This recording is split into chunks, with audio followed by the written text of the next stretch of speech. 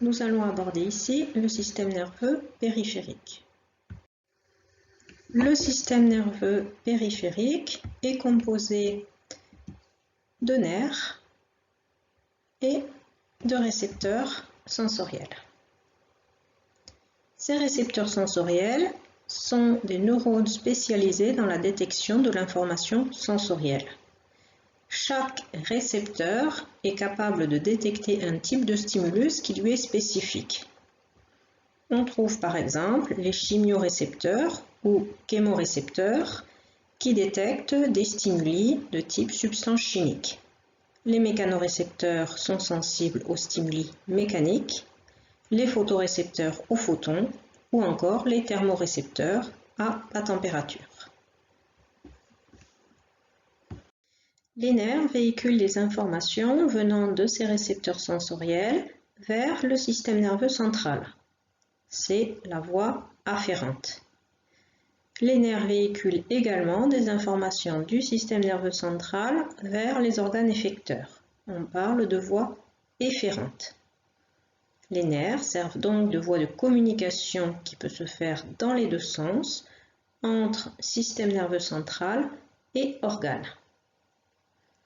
Il existe chez les mammifères 10 paires de nerfs crâniens issus de l'encéphale et 31 paires de nerfs rachidiens issus de la moelle épinière.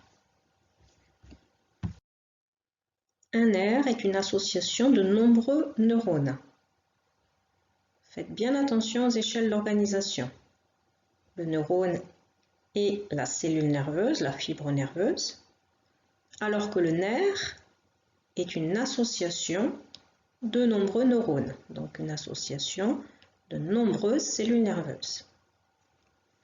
En TP, vous allez réaliser un montage de nerfs dilacérés et l'observer au microscope optique. On peut vous donner pour cela une patte de crabe ou une patte de grenouille par exemple. Vous suivrez le protocole donné dans ce polycopier afin de réaliser la lame. Vous analyserez votre préparation microscopique ainsi qu'une préparation microscopique du commerce.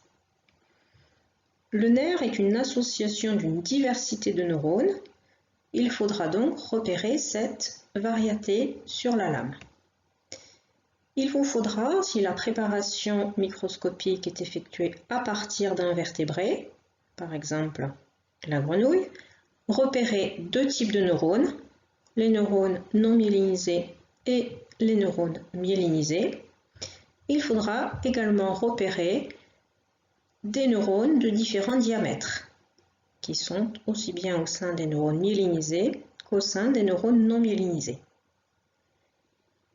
Cette différence d'organisation et de caractéristiques des neurones ont des répercussions sur la vitesse de propagation des potentiels d'action.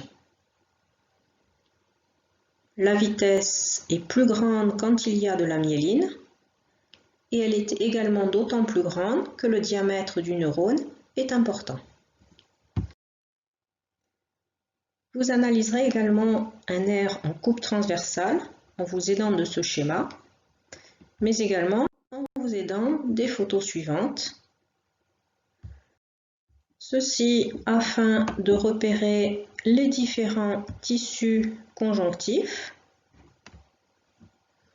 mais également les différents types de neurones en coupe transversale, des neurones myélinisés, des neurones non myélinisés, ainsi que des cellules gliales de type cellule de Schwann.